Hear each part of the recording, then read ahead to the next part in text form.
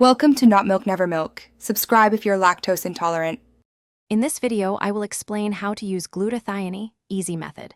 Choose a high-quality reduced glutathione supplement and avoid products with unclear sourcing. Aim to take doses as recommended by your clinician and monitor for any reactions.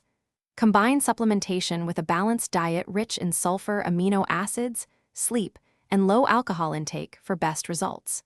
Keep expectations realistic and track changes over weeks rather than days. In this video, I will explain how to use glutathione, easy method. Prefer reduced glutathione in liposomal or sublingual formats when possible for improved uptake. If considering Roman IV therapy, discuss risks and benefits thoroughly with a licensed provider. Follow storage instructions to protect potency and check expiration dates before use. Start with a modest dose and increase only with professional guidance to observe tolerance. In this video, I will explain how to use glutathione, easy method. Schedule supplementation around meals to support natural synthesis and reduce stomach upset.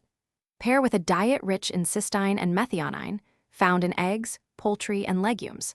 Maintain consistent timing daily to build steady levels and reassess with lab testing if available.